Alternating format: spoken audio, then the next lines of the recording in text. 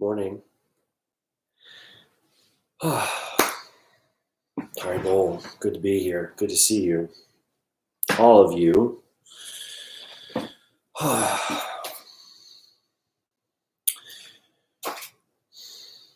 Let's see.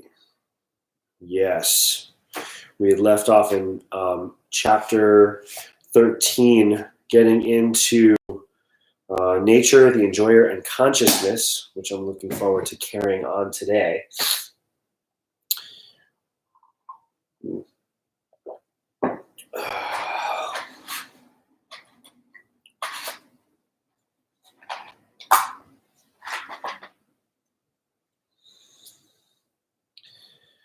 I'm broadcasting live right now from my home in New Haven, Connecticut, and all these broadcasts are available for replay here on my channel. Lighting a little bit of sage, clearing the space.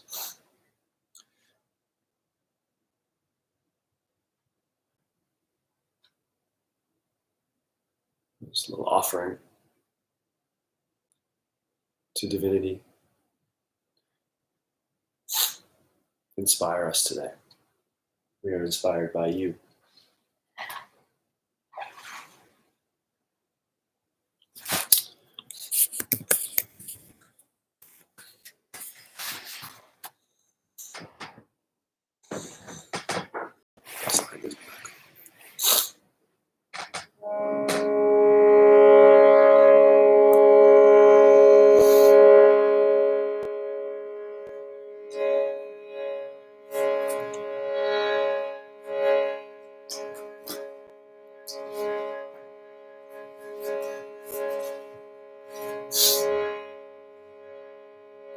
Out of compassion for them, I, dwelling in their hearts, destroy with the shining lamp of knowledge the darkness born of ignorance.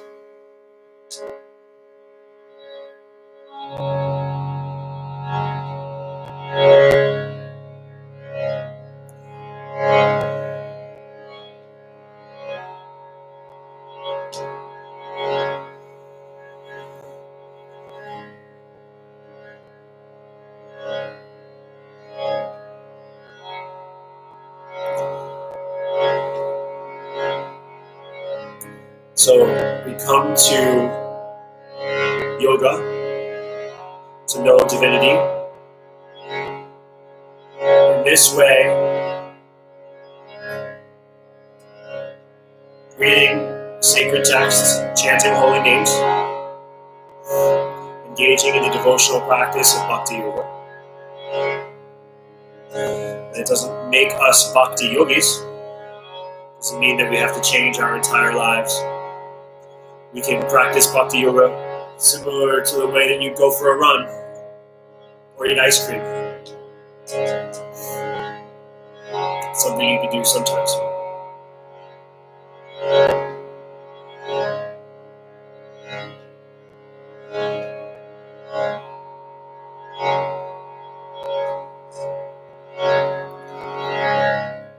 Music and the sound cleanses the vibration within the soul, helps connect us to the spirit of life, spirit of harmony.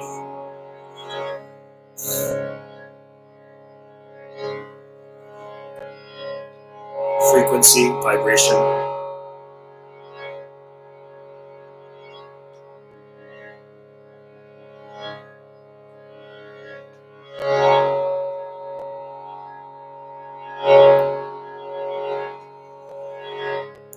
And the space within our hearts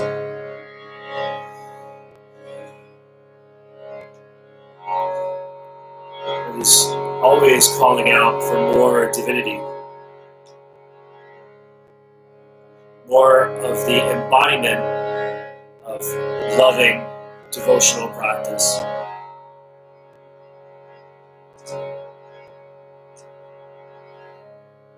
Devoted to my connection to divinity first, and then the support and the enthusiasm for the connection of others to their divinity.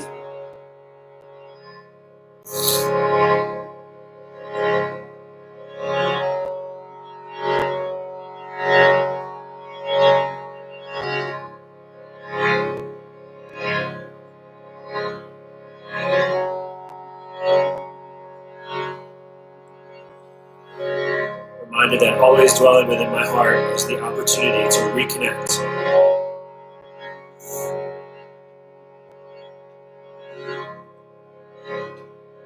Reintroduce myself to myself.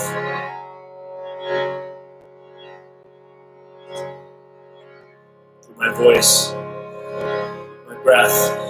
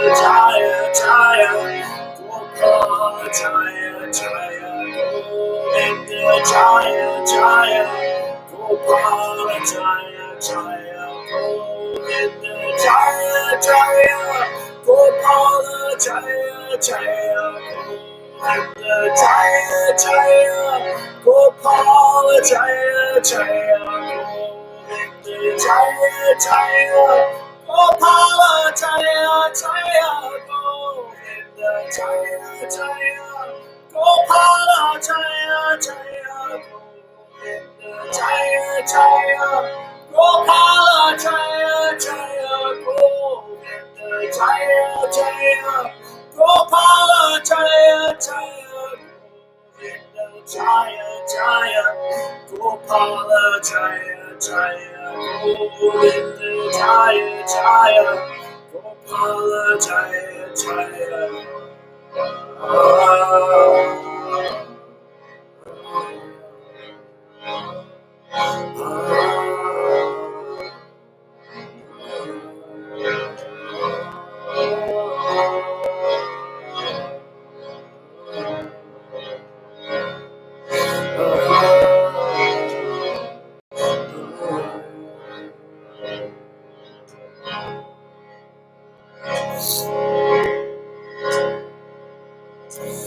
Hare Krishna,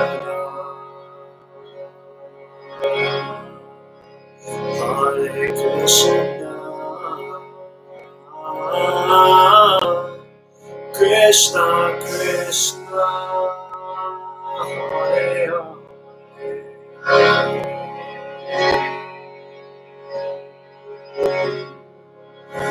Hare Rama,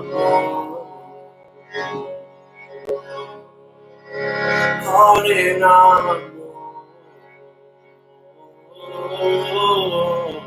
Rama Rama, Hare Hare,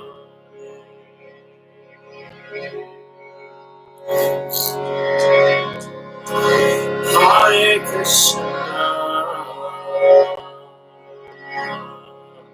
Hare Krishna,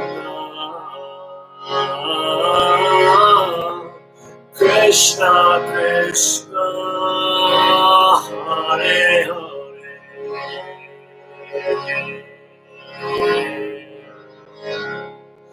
Hare Rama,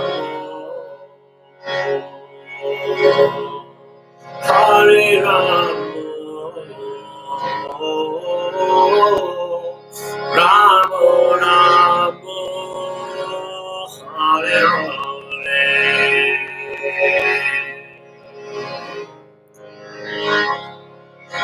Hare Krishna,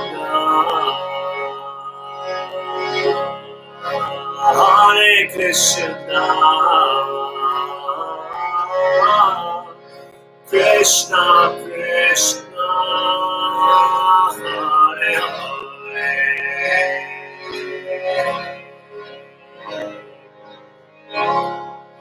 Hare Rama, Hare Rama, Rama Rama, Hare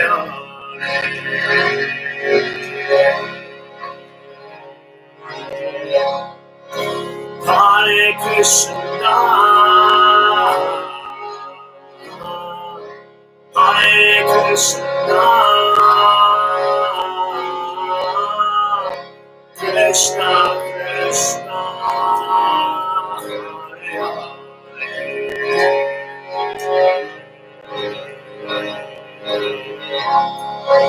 Hare Hare Rama,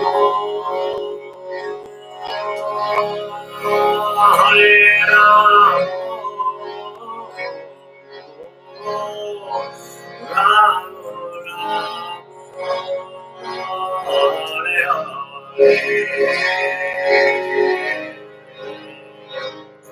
Hare Krishna, Hare Krishna, Krishna Krishna, Hare Hare, Hare Rama, Hare Rama, Rama Rama, Hare Hare, Hare Krishna, Krishna Krishna Krishna, Hare Rama, Rama Rama, Hare Krishna, Krishna Krishna, Hare Rama, Rama Rama, Hare Krishna, Krishna Krishna, Hare Rama, Rama Rama, Hare Krishna, Krishna Krishna, Hare Rama, Rama Rama,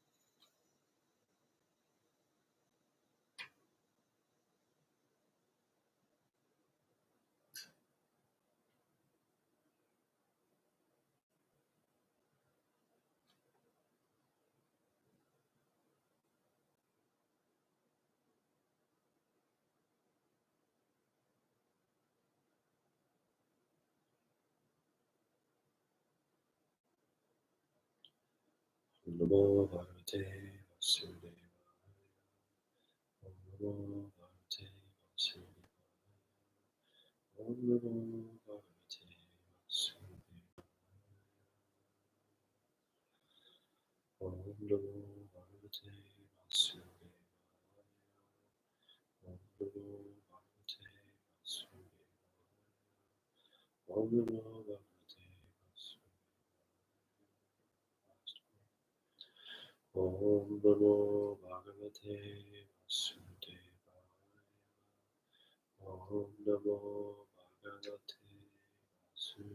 Om Namo Bhagavate Vasudevaya. Hari Om.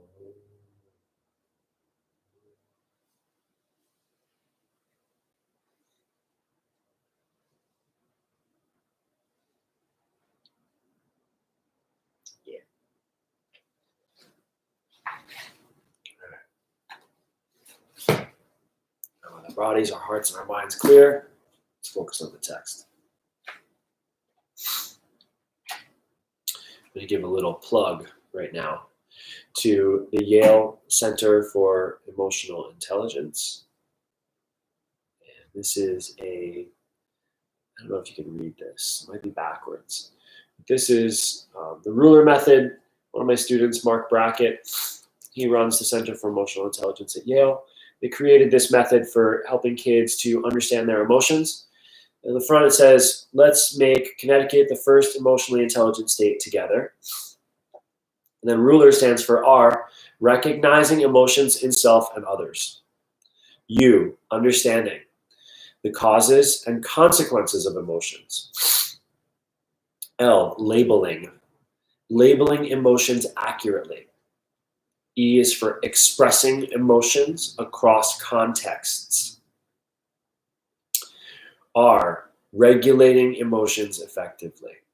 So becoming the ruler, it means that no longer are you ruled by your emotions. No longer are you dominated by your senses and the information that comes up when you feel and experience things in this world that bring up those sensations for you. And it's important work, especially for children, because most of us as grown-up children, took me a long time to learn some of these things because I had to learn them on my own. I had to go find a lot of teachers that were instrumental in helping to teach me about emotional intelligence, and then also just the experience of life, the experiences of life, the desire to be not backwards. Cool, good, thank you. The experiences of life, but then everyone in life has experiences, and not everyone is necessarily led towards emotional intelligence and led towards regulating their emotions properly. And I think that that is something that we could be better at as a species, is having a healthier relationship with our emotions, whether you're a man or you're a woman, and taking a more active and enthusiastic approach towards emotional learning. Knowing what feels good for someone versus what doesn't feel good for someone. And across contexts means that what feels good for someone at home might not feel good at school. What feels good single might not feel good in a relationship. And recognizing what our preferences are and what our limitations are is what helps us to make the choices that are aligned, with our higher self, the life that our higher self lives on the inside at all times. And the chanting of holy names, the reading of sacred texts, moving the body through asana, and directing the breath through pranayama meditation, journaling work, insight, having reliable people in your life that you can approach and that you can talk to, that are not just teachers, but that are trusted friends that you find who are also on this path of self-development and self-mastery and are doing it in their own way, which might be not necessarily yogic and spiritual, but it could be a financial ascent towards liberation and moksha and freedom. And learning from these people and having their resource. Some people do it through marriage and they do it through relationship where they ascend. It's not necessarily through a job or through a personal, meditation practice or yoga practice, but their relationship is actually the space where they're developing their emotional intelligence and trying to be more conscious And then we all essentially would be doing this through a life's work or through a passion and what we call our dharma. And in finding the dharma within yourself, you merge with the dharma of humanity first through your emotional state by being grateful and excited to even be here, which means that you have to acknowledge that you are the ruler of this system. You're not dominated by what happens outside of you to determine how you feel inside of you.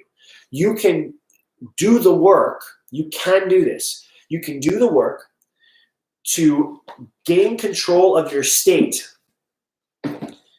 so that you are the regulator of your emotions and you are the one who can decide what context you're going to place experiences into. For example, you buy a brand new car. The next day you wake up, there was a windstorm outside and a giant tree falls down and completely totals your brand new car.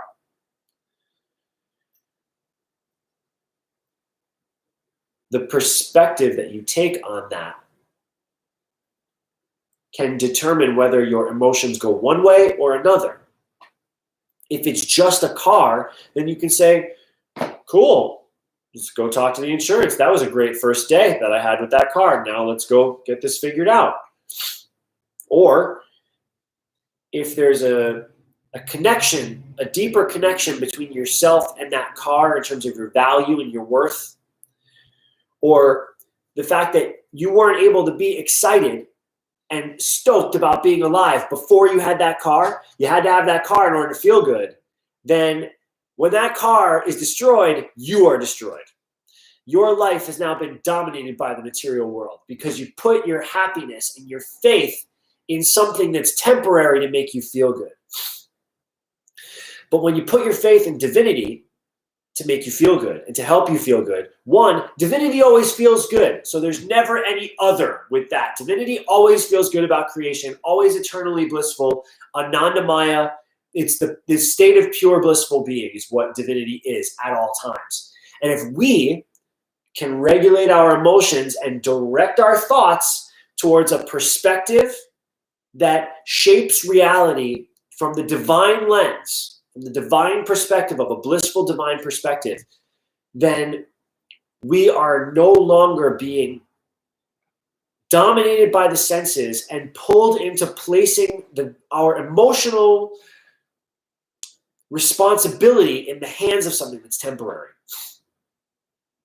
And then thinking like insane omatic people that somehow that is going to make us feel better. You have the opportunity to feel good right now in this moment. And it seems like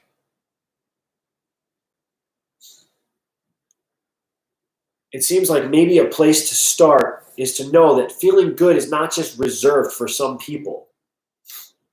You don't have to have great experiences in your life to feel good about your life. You can have a lot of terrible experiences in your life and feel great about that because you can say, hey, yes, those experiences were terrible.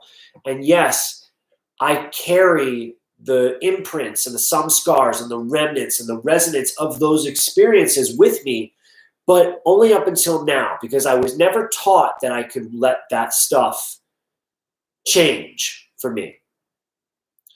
And as I develop a healthier, more mature emotional perspective, a more grounded perspective in eternal truth, I can start to transform these energies and transform these blockages and transform these memories and these perceptions and these emotions into things that really serve me, into feelings and states of being that remind me I survived. I'm a survivor. I'm here. I've made it this far. I've found this guy on the internet who's now telling me that I can transcend, that I can become, that I can change. I must have made it to some sort of checkpoint because this guy seems to believe in me. He doesn't even know me. You have the power to shift your thoughts, shift your attention, even back beyond that to whether or not you only pay attention to the right thoughts or the wrong thoughts. And what are the right thoughts? What are the wrong thoughts? If the people and the places that you come from, that you're used to, that you're familiar with, have only shown you what appeared to be right thoughts at first, but actually now could be wrong thoughts because you don't feel good, wrong actions, wrong-mindedness. It's the overall category of wrong-mindedness, is taking a mental approach to life where life allows your thoughts to spin out, jars the emotions up and out of place, and then your body is all jacked up. Your senses are all jacked up, and you think that it's going to last forever, but it doesn't. You do a little bit of yoga, do a little bit of breath work. Say a couple things that you're grateful for, and then call a good friend and tell them, this is how I feel today. Not just, hey, what's going on? Yeah, no, I'm good. I'm home quarantined. Taking it day by day, step by step, just one foot after the other. Yeah. No, how's the weather over there? Yeah. Oh, good. What are you going to eat today? Yeah. All right, good. Yeah. I know. Watching the news. I know. What's this government going to do? Oh, yeah. No, it'll probably all work out. Yeah, it'll all be what it's going to be, right? Hey, just is what it is. Surface. How do you feel? Hey, I woke up today and I was experiencing this emotion within my body. I experienced hunger. When I was hungry, it brought up the desire for food. Came into my kitchen. Another emotion came up because I saw something and I realized that I was checking in with my space. My breath was a little tight. This is how I slept, how I feel about that. This is what's carrying over into my day.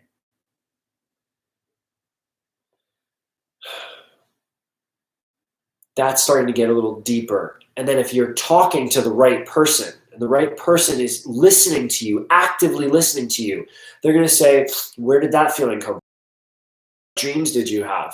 How do you feel about those dreams?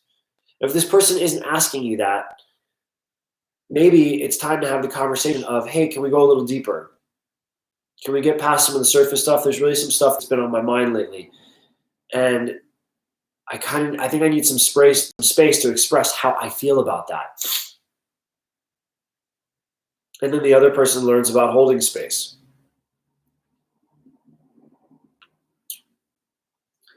Emotional intelligence is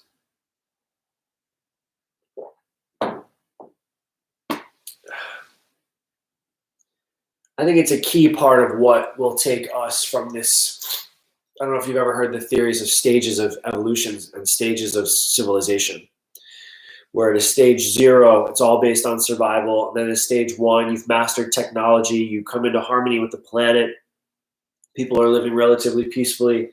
And then you're able to interact with other worlds as you evolve and move on, that you grow and you master, space travel and things like that. You master the weather, not from a dominant perspective of, becoming God, but learning how to truly live in harmony with things. Allergies. Thank you for my allergies. I have an allergy shot today, actually. That's a good reminder.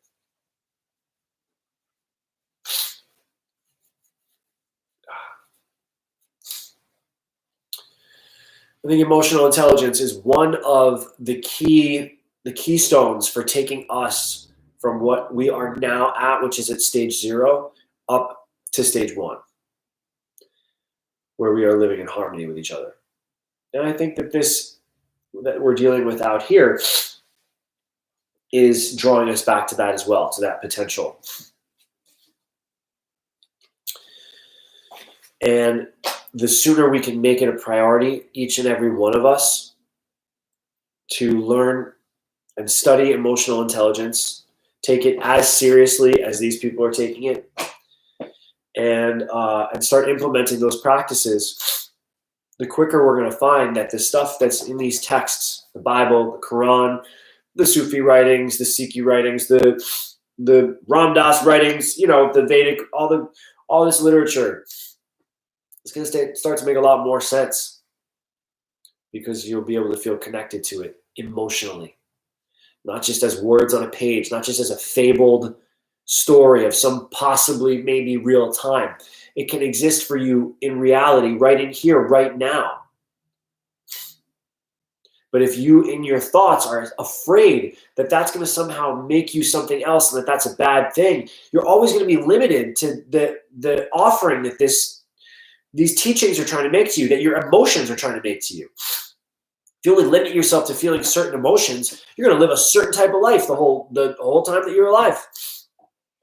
You're not really going to be experiencing the fullness and the dynamic beauty of life through the ups and downs, because it's always going to be just a little out of balance. Always wanting the happy, fearing the sad. Always wanting the good, fearing the bad. Protecting yourself from that. Got to learn how to let God take the wheel. Let God be the chariot driver. Just say, I trust whatever my work is here that I'm meant to do, that helps to serve you and serve this divine plan of getting all of us together in harmony, understanding that we come from a beautiful, blissful, superior essence, that the essence lives within us at all times. We can heal.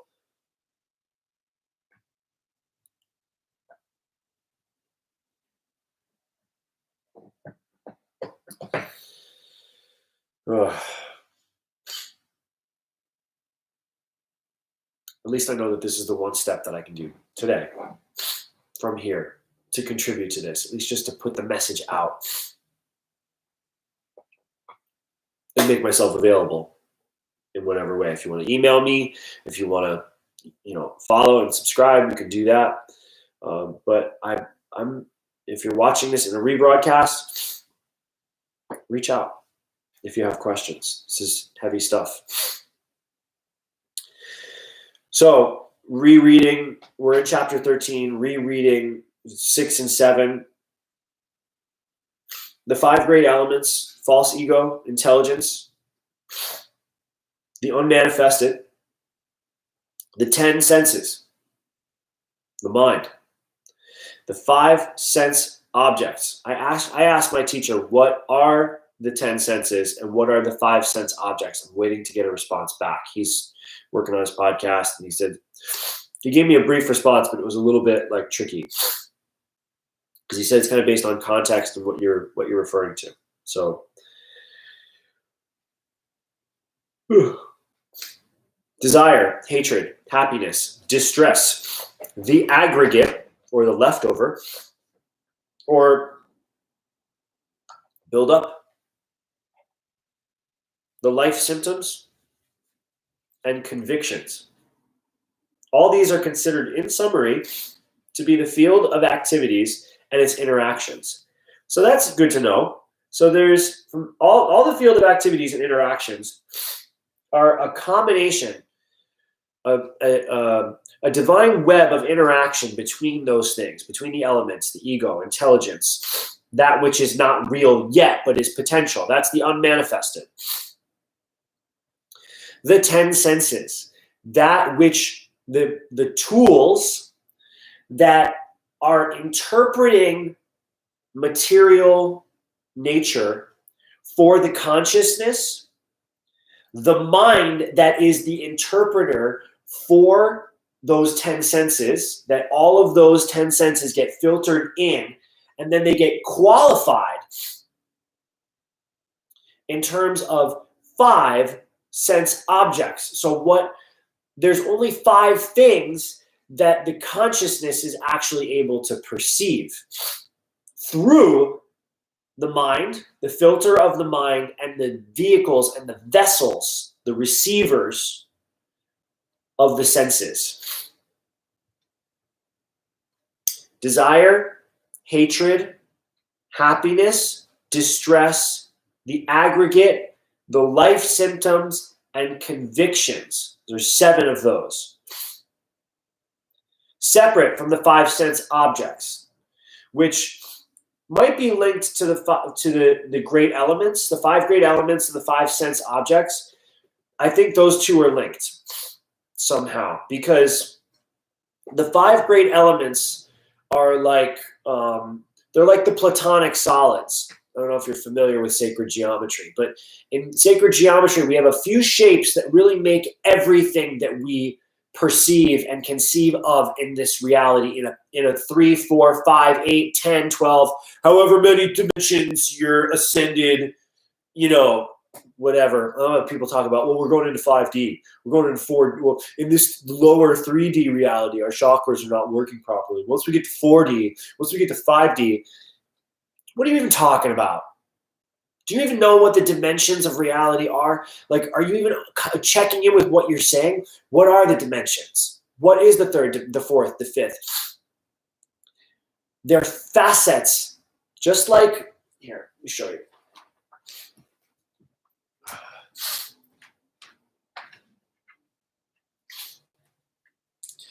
The Platonic solids are what demonstrate those D's, those facets of reality. So you start with a circle, which circles are everywhere. My cup is a circle. These knobs are a circle. My eyes are circles. My mouth is a circle. The moon is a circle. This hat is a circle. The little lens on your camera, it's not a square, it's a circle. Little icons over here, over in the chat, circles. Circles are everywhere, okay? So, I have another one of my Platonic solids over there. Hold on, I want to use all of them. Ugh. Oh, this is fun. Haven't talked about sacred geometry yet. Sweet. Okay. So, start with a circle. And the circle, within it, has these possibilities for different shapes that it can hold inside of it, with round lines and straight lines. You have the pyramid or the tetrahedron, right? The circle is, so let's step back for a second here. The circle, flat, one-dimensional, but it's universal. It's a universal form. It's the essence, right? There's a limited number of space within, and then the infinite space without. If you square the circle, then you have 2 dimensions, right? Where then you can have either you can turn the circle into a sphere, or you can turn which then becomes 3-dimensional, or you can turn the square into a cube, which becomes 3-dimensional also. The cube has within it the potential, if it's cut in half, you can get, and it's sectioned off, you can get the tetrahedron. 1, 2, 3, 4. For a triangle, the triangle is strongest force in nature. 2 tetrahedrons stacked on top of each other. It's another sacred shape with other facets in it. And then you have the octahedron and the dodecahedron. Now these all have more faces on them. This has a few more faces on it, and then this has a few more faces on it. Right? Now when you get to this point, here there's a certain number of connections that this shape can make. There's a certain number of connections that a circle can make, or a square. But the more you start getting these edges and these points going, which all of these can fit inside the circle. That's one of the things that makes them sacred. They all fit within each other, and all of the faces are the same. All these facets are the same. You see that? So any way you spin it, any way you turn it, it's all the same. And it can make all these different connections. All these facets can connect to each other in different ways. See the Merkaba in there? Right. The dimensions that we're talking about, they first start with these shapes. The ability for reality to mold and morph into different perspectives and different depths. But then our reality, our our perception evolves into a 4 or 5 or 10 or 50D reality, the more we can branch out and see the facets and the aspects or the qualities, of situations from other perspectives. But if I'm in 1D, I'm just about myself. If I'm in, I understand one other person, but I can't understand anybody else.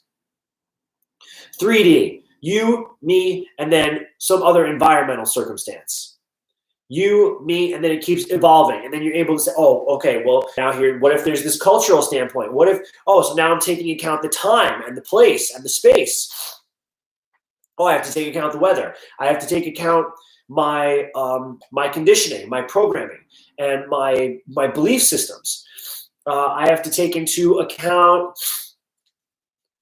it's these factors of existence where, just like in the Vedas, we were talking about these sheaths, right? And from the Upanishads, these like the dependence on food, the realization of this, the supreme absolute truth in food, living symptoms, or eventually like making our way to like bliss.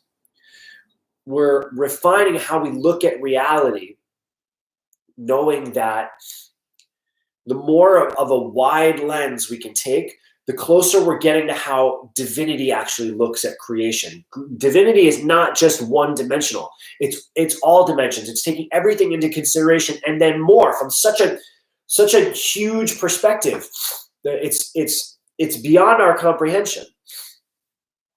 So what we can do instead is we can say, okay, this is intricate enough, and the combination of these elements here, these 5 platonic solids, just like these are the 5 great elements here, right? And these are related to not just the shapes of the ether that help connect the atoms and join together in these dynamic, fractal, amazing ways, but they're also related to the fact that the things that they make also reduce down to these 5 out externally. That it's the best way I can say this. It's a just like base 10. It's a base. It's like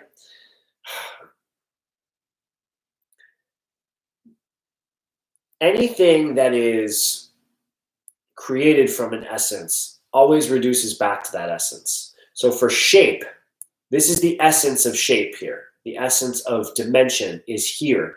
So anything else that you observe outside, anything you observe outside that's made with these is always just these, connected into some form. So the form that you're seeing appears to be different than these, but it's just these combined in an infinite number of ways. So the 5 great elements and the 5 sense objects, that's how I see that connection, is that you are learning through intelligence that the 5 great elements are going to cause the false ego. This is the breakdown of each part of this here. The 5 great elements manifested by divinity trigger the false ego into thinking that I and those elements are the same in terms of what I observe of them in their manifested state. Together, all linked together, making a house, making a tree, making a computer, making a body. My false ego will associate with those things that I sense and that I see. But then intelligence can step in, balance that out, and discover that the unmanifested, right, the essence of before the false ego, before this, was the elements coming together to create that which I observed, which means they came from a place that they came from a creative state too. These came from someplace as well. A realm of potential, a realm of unmanifested potential that then manifested these as our fundamental forms, our great fundamental forms that then created everything. And then once I realize that, then I'm learning, well, how do I observe these things? How do I observe reality that's made up of these essences? I'm observing it through my senses, through the 10 senses. And what is observing? What is the vehicle that is doing the receiving? So the 10 senses, with 5 great elements, send out this broadcast through the unmanifested potential towards our senses. And it's the false ego, the mind, and the intelligence that sort of interpret them as the objects. And they come through kind of like radio waves. And then the mind is the radio receiver. And then the consciousness is that which tunes the dial and listens and observes. And then there's the soul that's back behind that silently, blissfully witnesses all of that happening, which is then connected to Brahman, or the super soul, which is all souls collectively, silently united as one, which then lifts all the way up and back and goes back to Krishna. And then back beyond that, we don't even need to know.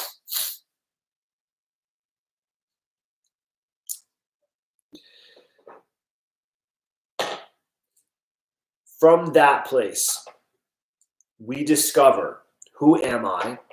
Why am I here? And what is the point of all of this? Because then we can actually see clearly,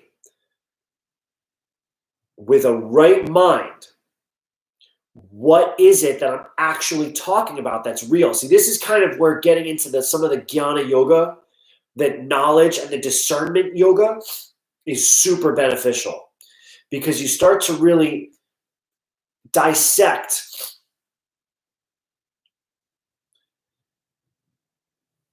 the difference between one thing and another, the real essential difference between one thing and another. Because even though these two things are similar, they're not the same. And yet their essence is the same. Yet they're going to create distinctly different things that are different, but also the same.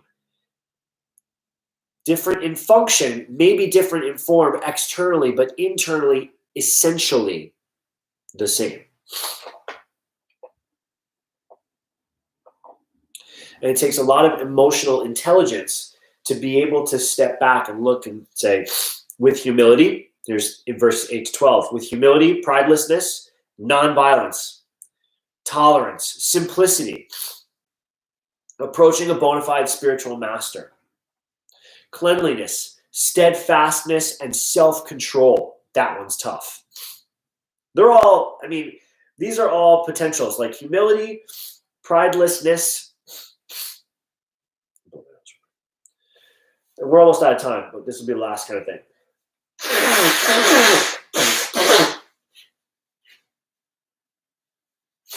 Humility.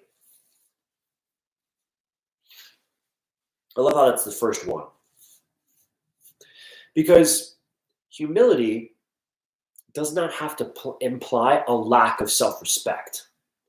To be a humble person, you can also have a lot of self-respect. And I think that we lose that. However, what follows humility is pridelessness. So I'm not proud of anything. I'm not attached to anything in that way. But I'm still here, worthy, loved, respected, doing. Because I am connected to reality through verse 6 and 7, through the field of activities and its interactions. I'm connected to the material world, whether I like it or not. If I'm conscious, I'm connected and things are happening and I'm in that. So I want to be able to be embodied in that emotionally, psychologically, spiritually, with humility, with pridelessness. See, now these are getting into different facets or aspects of a personality, where you could have a very square personality.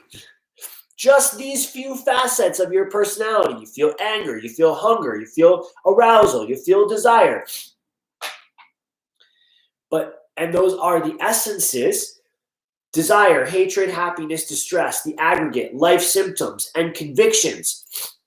You'll feel those in some form or another, but you're trying to refine them and take them from the unmanifested into the manifest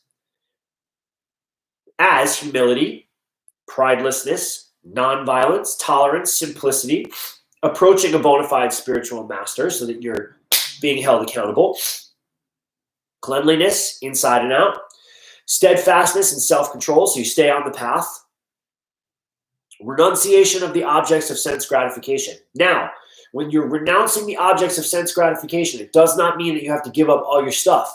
It means that you allow the value that you formerly placed on the stuff to die, to go away. You renounce that value because you know that it's no longer real. So you don't associate with that anymore. You renounce that. You say, okay, now I know what's real. I know what's not real. And I'm going to stay focused on the real and not go back to what's not real. None of this stuff disappears externally. None of it changes. It's the internal awareness and the internal emotional state, the psychological, spiritual, emotional state that you now embody because you know the truth. Absence of false ego, perception of the evil of birth, death, old age, and disease. So evil exists, and the forms of birth, death, old age, and disease, they generate evil within us because they generate fear of pain. But we're trying to build all of these safeguards in place so that we don't avoid pain because we can't and therefore go insane. We say pain is life. I don't have to suffer over pain. I can use tools to move through gracefully, harness my willpower to channel my emotion through the pain towards something that elevates my spirit, elevates my consciousness. Non-attachment to children, wife, home, and so on. This means I know that I'm going to die at some point. My children are going to leave home. My wife is not guaranteed to be by my side forever, even for another moment or another day. My home isn't guaranteed. A gigantic tornado could come through right now. A rock could fall from the sky and destroy my home. And then what would that be? It's temporary. Can't attach to that. Doesn't mean that I don't appreciate it. Doesn't mean that I'm not hugely grateful for it and respectful for it. I turn to God every day and I say, thank you so much for my home. Thank you so much for my partner. Thank you so much for my kids and my food and my wife and my family and all my husband and my body, all that stuff. And when you're ready to take it, you're going to take it. And I'm okay with that. Equilibrium of the mind. That's what that brings. Equilibrium of the mind. When you look at things, it's okay, good or bad. You're going to take it. You're going to leave it. I'm still going to be here. And then when death takes me, death takes me. That's equilibrium of the mind. At the root level of life and death, devotion to the service of the Lord. Once you know that it's really all life and death, and you're going back to a certain point anyways, you decide, okay, I'm going to be in service of divinity because this is a divine plan. I'm a divine being. This is a divine realm that I'm part of. Being able to even look at this crazy, weird, cool shape made out of a crystal through a computer that works off of crystals on a giant spinning crystal out in the middle of a big crystal etheric essence we call a universe. It's awesome. Right? That's the Lord. That is God. I want to be devoted to that, to the reality of that, embody that. Aspiration to live in a solitary place. So, and the second part of this, detachment from the general mass of people.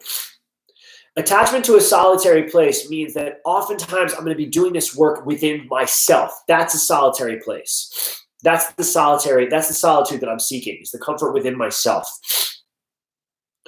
In order to find that, I have to detach externally, even from the mass of people, whether they are doing this or not. You should be able to sit in Grand Central Station, peak rush hour, in meditation.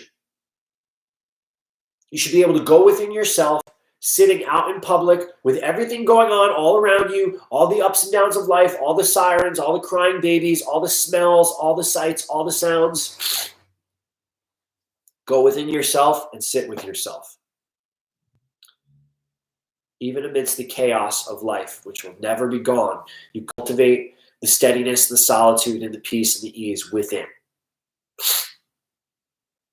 Sometimes it's temporary. It's hard to sit, but you work on it. Lastly, accepting the importance of self-realization and philosophical search for the absolute truth. All these are an aggregate called knowledge. And besides this, whatever there may be is ignorance. Why is it ignorance? Because it's a concept in your mind. Without the philosophical search for the absolute truth from a self, from the perspective of a self that is connected to it and able to realize it, everything else is just a thought. It's not actually real. It's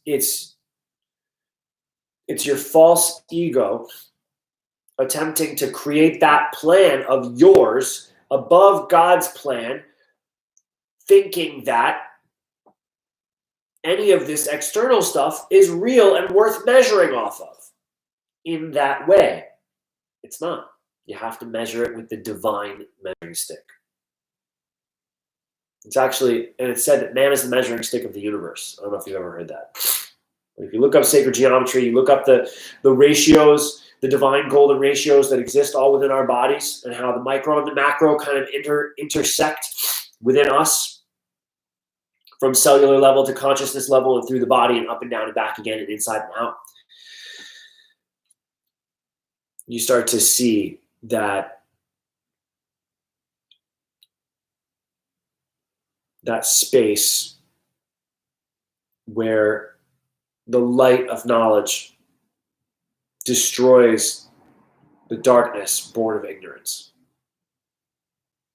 You see the truth, the connection in all things, that absolute truth.